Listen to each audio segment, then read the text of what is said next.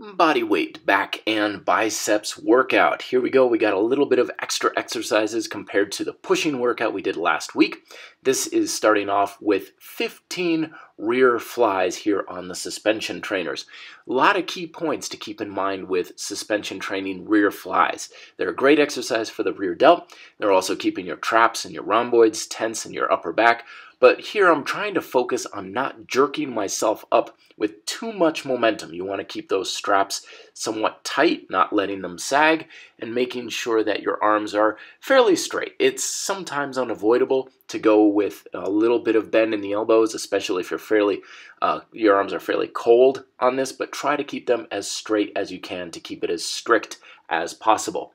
Then we move on to supersetting with curls here on the suspension straps. We have sets of 12 on this. Same kind of deal here. Try not to jerk yourself up with a rowing motion, lifting your hands upwards towards your face as you curl upwards.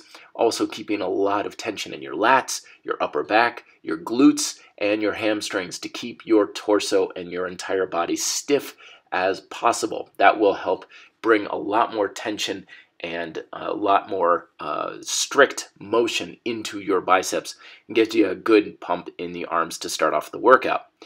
Then we move on to the meat and potatoes of our workout. We have our pull-ups. This is going to be a little bit different. This is for a little bit more strength-based 12 repetitions bilateral style pull-up, whatever pull-up variation you can do for roughly 10 to 12 repetitions.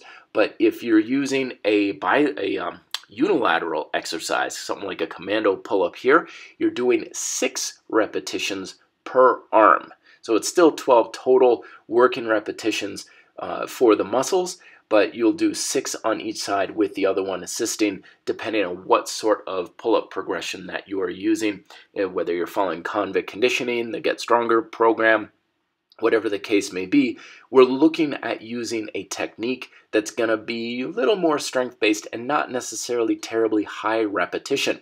The reason for that is because the next exercise is more for the high repetition burnout. These are rows, 30 total reps. That's what the T stands for. This is meant to be just do 30 repetitions however you can get it done.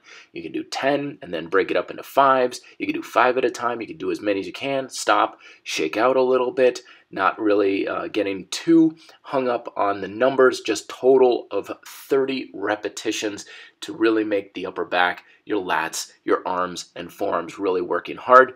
And then for the ultimate finisher after that, you have a couple of rounds of levers. And this one I'm just leaving a little more free form, holding for about 5-10 count or so, a couple of rounds, whatever it takes for you to feel like your back is getting nice and toasty. So there's the whole workout. You have the rear flies and curls superset back and forth for 2 rounds. Moving on then to pull-ups where you have 12 reps or 6 on each side for a total of 3 rounds. Then you move on to the pull-ups where you have 30 total, and then you have the lever finishers for whatever rounds you feel is appropriate. Questions down below. Till then, be fit, live free.